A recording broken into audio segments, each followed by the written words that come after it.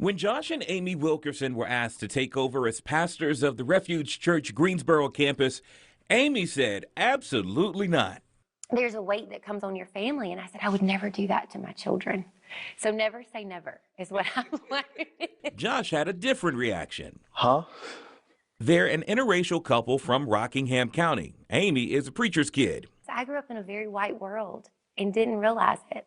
And I didn't realize it until I opened up my heart, not just to Joshua, but to other people that didn't look like me. There's not that many churches that embrace interracial marriages. They say they do, but when you get into church, it's just like either everybody's looking at me or everybody's looking at my wife.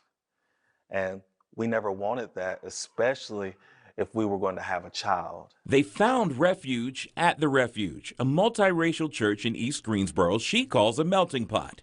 We each have our own preference of how we like to worship, but my preference and your preference shouldn't keep us from being able to be together on a Sunday. I can give them a little bit of what I call my roots or my roots, and I can and hoop a little bit while Amy can come up here and she can say, come on, let's just lift up the name of Jesus. And it's all accepted in the same house.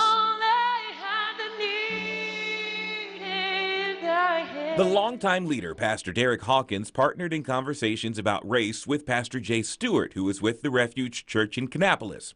He's now there full-time, overseeing the work happening in Greensboro, where the Wilkersons now lead. That includes the conversations they've had both in their house and at the church house. I got up one morning and my wife cried, tears rolling down her face because she was scared of what could happen to me on my way to work.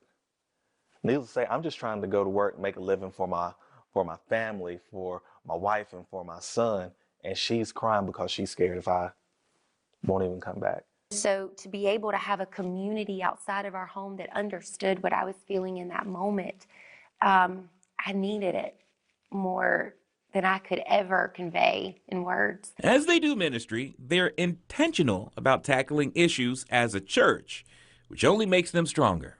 Why shouldn't we talk about something that we deal with every day?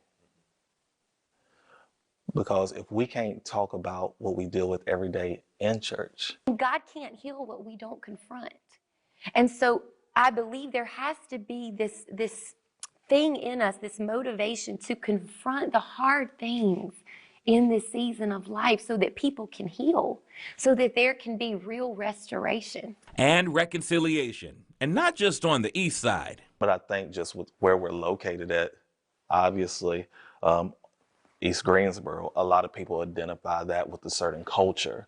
So we're going to help our community. We're going to help the people on East Bessemer, but we want to help the people that live on Friendly just as much as we help the people on East Bessemer. In Greensboro, Tracy Clemens, Fox 8 News.